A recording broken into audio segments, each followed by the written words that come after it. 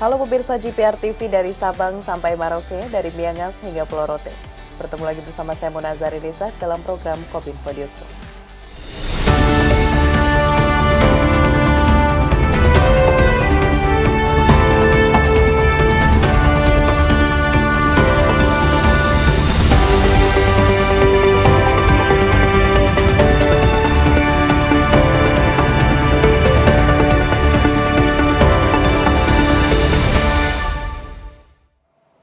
Pemirsa, kita ke informasi pertama, menanggapi terkait dugaan kecurangan pemilihan umum 2024. Presiden Joko Widodo mengimbau jika menemukan kecurangan pemilu, maka segera melaporkan ke Badan Pengawas Pemilu. Menurutnya, semua bentuk kecurangan sudah ada mekanisme untuk penanganannya.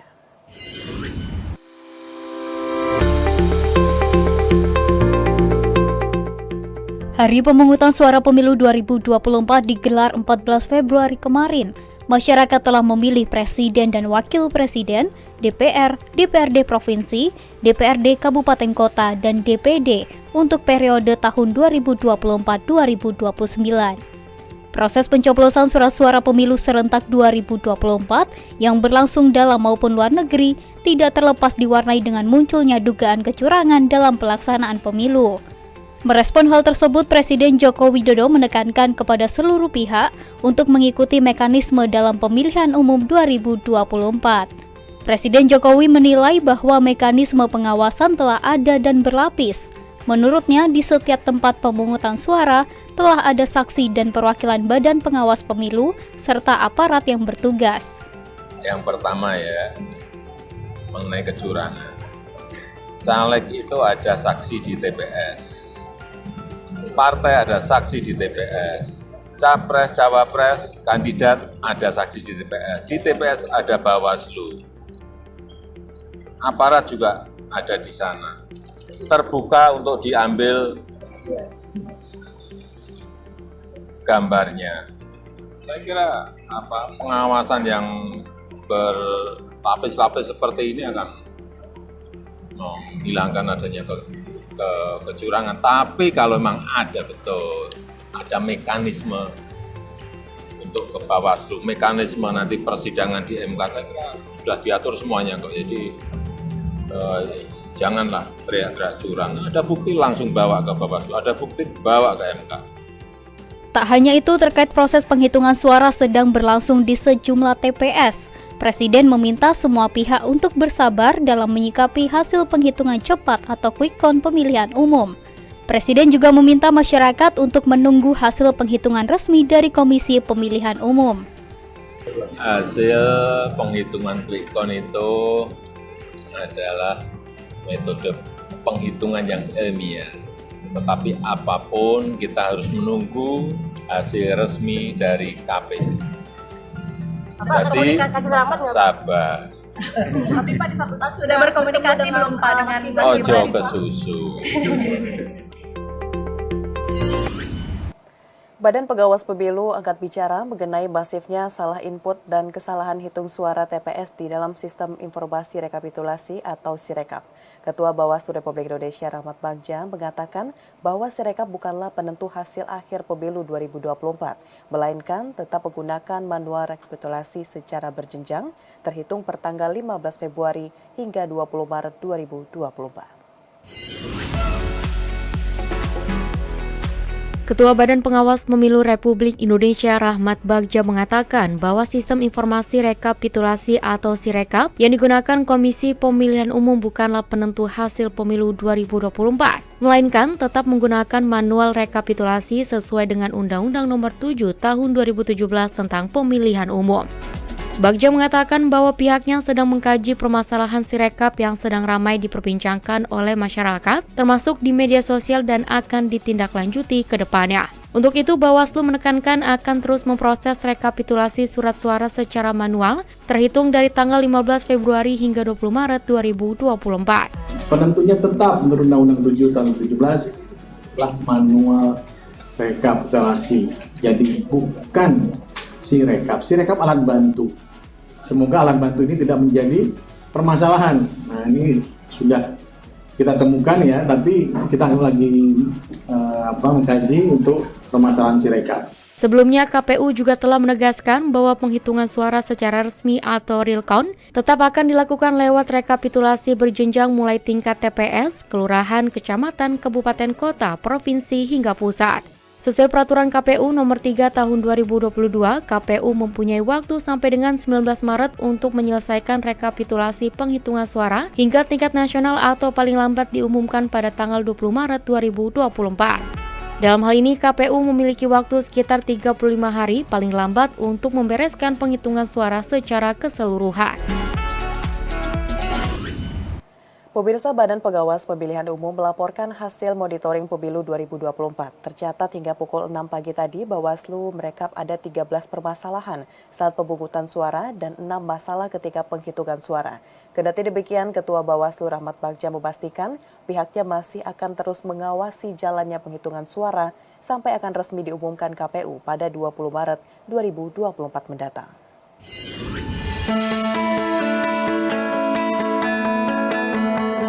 Badan Pengawas Pemilihan Umum mengidentifikasi 13 permasalahan pada pelaksanaan pemungutan suara dan 6 permasalahan pada pelaksanaan penghitungan suara. Data tersebut diperoleh berdasarkan patroli pengawasan di 38 provinsi yang dituangkan melalui aplikasi Sistem Informasi Pengawasan Pemilu Siwaslu hingga 15 Februari 2024 pukul 6 waktu Indonesia Barat. Adapun 13 permasalahan yang ditemukan Bawaslu selama pemungutan suara berlangsung diantaranya terkait dengan adanya logistik pemungutan suara yang tidak lengkap, terlambatnya pembukaan pemungutan suara dari waktu yang ditentukan, hingga terdapat alat bantu disabilitas netra yang tidak tersedia di tempat pemungutan suara. Sedangkan 6 permasalahan penghitungan suara yang ditemukan Bawaslu di TPS adalah mulai dari adanya penggunaan sistem informasi rekapitulasi pilkada yang tidak bisa diakses oleh pengawas, saksi maupun masyarakat, tidak sesuainya jumlah surat suara yang sah dan tidak sah dengan jumlah pemilih, hingga adanya intimidasi kepada pemilih dan penyelenggara pemilu 2024. Ketua Bawaslu Rahmat Bagja dalam konferensi persnya memastikan saat ini pihaknya masih akan terus mengawasi jalannya penghitungan suara sampai akan resmi diumumkan KPU pada 20 Maret 2024 mendatang. Meskipun banyak permasalahan yang terjadi, Rahmat Bagja mengungkapkan bahwa pemilihan umum 2024 telah berhasil dilaksanakan. Jadi kita tunggu bersama teman-teman semua hasil teman-teman penyelenggara. Dan kami sampai jam 3 tadi, sampai jam 4 pagi masih ada yang melakukan penghitungan suara. Dan juga kami berterima kasih kepada seluruh aparatur penyelenggara pemilu, baik dari KPPS, pengawas TPS, PPS, PPK, Panwascam, PKD, Bawaslu Kota, dan Bawaslu Provinsi yang telah melakukan fungsi-fungsi pengawasannya dan fungsi-fungsi penyelenggaraan pemilu kita. Ada permasalahan, ya, namun hal itu tidak menampik bahwa penyelenggaraan pemilihan umum kita telah berhasil dilaksanakan. Sebanyak 668 TPS yang tersebar di 4 provinsi tidak bisa melaksanakan pemilu serentak yang digelar pada 14 Februari kemarin. Penundaan pemungutan suara tersebut karena bencana alam, gangguan keamanan, dan masalah logistik pemilu. Pemilihan umum serentak yang digelar pada 14 Februari kemarin tidak seluruh provinsi di Indonesia dapat melakukan pemungutan suara. Dari 38 provinsi di Indonesia, terdapat 5 kabupaten di 4 provinsi yang tidak bisa melakukan pencoblosan. Hal tersebut diungkapkan Ketua Komisi Pemilihan Umum Hasyim Asyari saat konferensi pers di kantor KPU RI Jakarta pada Rabu malam. Terdapat 668 tempat pemungutan suara yang berpotensi melakukan pemungutan suara susulan. Beberapa wilayah tersebut mengalami gangguan mulai dari banjir hingga masalah keamanan. Hasyim menjabarkan sebanyak 108 TPS di Kabupaten Demak, Jawa Tengah terdampak banjir sehingga pemungutan suara tidak bisa dilakukan pada 14 Februari. Banjir tersebut mengenai 10 desa di daerah utara Pulau Jawa. Kemudian, sebanyak 8 TPS di Kota Batam, Kepulauan Riau mengalami kekurangan surat suara. Selanjutnya 98 TPS di Kabupaten Paniai dan 456 TPS di Puncak Jaya juga dimungkinkan akan menggelar pencoblosan susulan. Berikutnya adalah 4 TPS di Kabupaten Jayawijaya, Papua Pegunungan yang belum bisa mencoblos karena mengalami gangguan keamanan. Menanggapi hal tersebut, pihak KPU telah menyiapkan 2 langkah untuk menangani risiko bencana alam, kerusakan hingga gangguan keamanan pada area tempat pemungutan suara. Pertama, pihak KPU setempat melakukan relokasi TPS ke lokasi baru. Kedua, melakukan pemungutan suara ulang atau pemungutan suara susulan yang pelaksanaannya diatur dalam pasal 110 dan 111 Peraturan KPU nomor 25/2023. Dalam hal pada sebagian atau seluruh dapil terjadi A. kerusuhan, B. gangguan keamanan, C. bencana alam, dan atau D. gangguan lainnya yang mengakibatkan seluruh tahapan pemungutan suara dan atau penghitungan suara tidak dapat dilaksanakan. Pemilihan umum 2024 meninggalkan kesan dan juga aksi heroik para petugas TNI dan Polri di berbagai daerah di Indonesia dalam hal melakukan pendistribusian dan pengamanan logistik pemilu. Pengamanan dilakukan untuk memastikan proses pemilu berjalan lancar dan aman, bahkan di daerah terpencil sekalipun.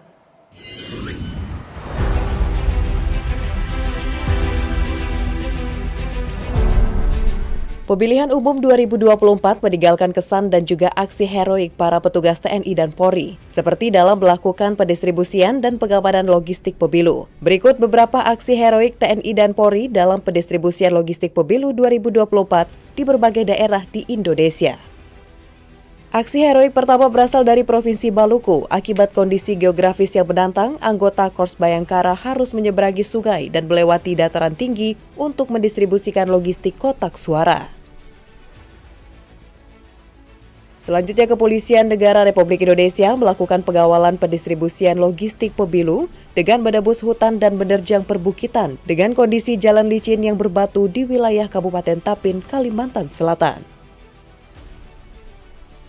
Anggota Polri juga turut melakukan pengawalan kotak suara di tengah lautan dengan menggunakan kapal menuju Kecamatan Bunku Selatan, Kabupaten Morowali, Sulawesi Tengah. Kotak suara tersebut dibawa ke pulau terluar untuk memastikan proses pemilu berjalan lancar dan aman, bahkan di daerah terpencil.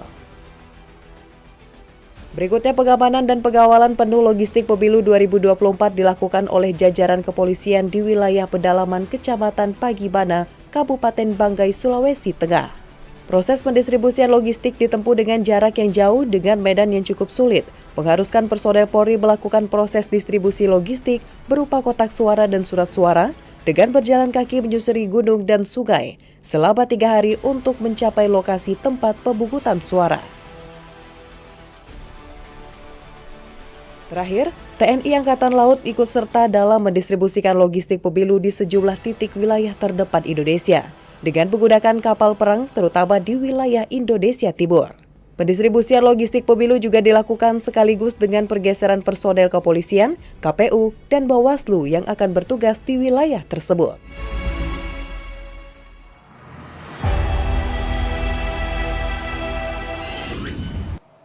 Pemirsa, usai jeda kami akan kembali dengan informasi lainnya. Tetaplah bersama Kominfo Newsroom.